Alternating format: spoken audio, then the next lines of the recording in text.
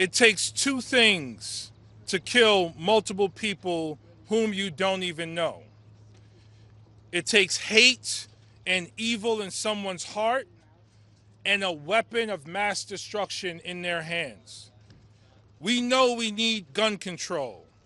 We also need to fight against hate in all of its forms to truly build a multiracial democracy, the one that we all want so desperately. Racism, anti-Semitism, xenophobia, Islamophobia, homophobia, and hate in all forms are choking at the promise of our democracy and regressing us into tribalism. We are so much better than that. In Congress, we must treat both the issue of gun control and the root causes of hate. The Great Replacement Theory believes that only white people are responsible for progress in our society, and that the growth of a multiracial and multi-religious society is a threat to white people's existence and the health of our nation. This has spread and infected the minds of so many. It is a conspiracy theory used to stoke racially motivated violence all around the world, from Charlottesville to Christchurch, New Zealand, and recently Buffalo, New York, where a white supremacist wrote a 180-page manifesto citing this conspiracy and then drove more than 200 miles where he carried out a mass shooting in New York, not in the South, in New York State. These are no longer fringe elements of our society. The Great Replacement Theory has gone mainstream thanks to right-wing Republican pundits like Tucker Carlson, who mentioned these theories more than 400 times on the most watched news network in the country. Top Republican leaders use it as a political weapon. It now threatens our very existence as a democracy and as a society. Our lives and our sense of safety are threatened. Nazi thinking, veiled as political banter, can no longer go unrecognized and condemned by our nation's legislative body and by the Democratic Party. Our response must be strong, and we must demand accountability. This is why I'm introducing a resolution condemning the Great Replacement Theory. We need every member of Congress, Democrats and Republicans alike, on the record condemning this dangerous theory.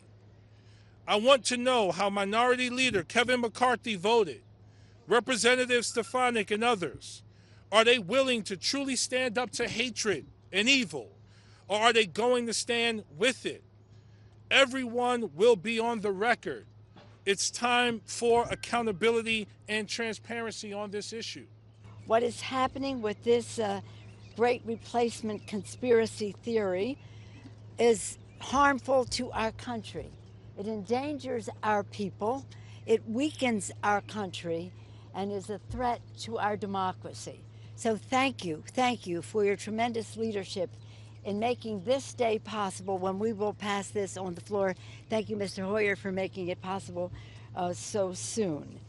This is a call to racist violence on their part. So two things I want to say, and again, I'm honored to be with all of the parties here, our caucuses, families of victims of violence and the rest, as well as our colleagues with important legislation. The combination of this replacement theory advocacy and gun violence is poisonous, it's explosive, and we have seen it take lives. But it is not new to our country, and this is what I want to read because we're going to be hearing from so many members and guests testifying here. This is what happened in a previous century.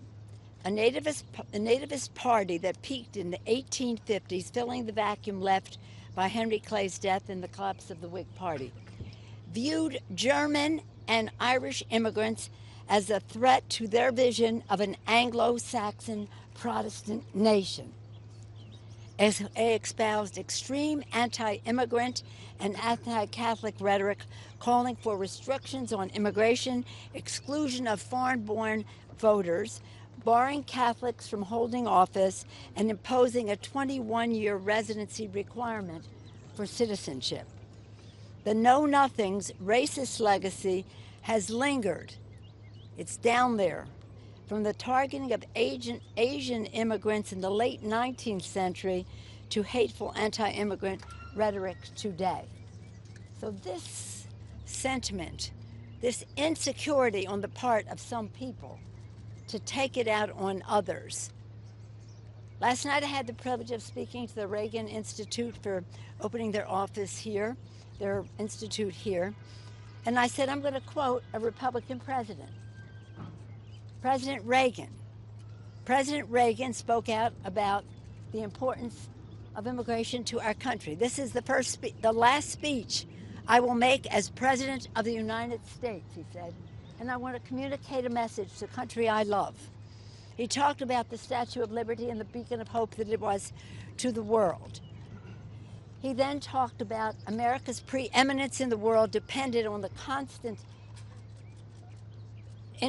flow of newcomers to our country, and once we close the door to that, he said, we will cease being preeminent in the world. Ronald Reagan, and he was a champion for immigration. So this is partially immigration. It's other fears that they have of women, LGBTQ, African American community, newcomers to our country, people who don't look like them. But in their advocacy, they are undermining the possible further greatness of America. Whether we're talking about science that benefits from diversity, whether we're talking about education in our schools where our children benefit from that diversity, it is most unfortunate that their insecurities stand in their way of being really, truly American, because America is enhanced by the optimism, the hope, the determination, the courage of all people in our society to rise up. This is ridiculous, this replacement theory, and I commend Congressman Bowman for his leadership, his impatience with it all, his bringing it to the floor as soon as possible.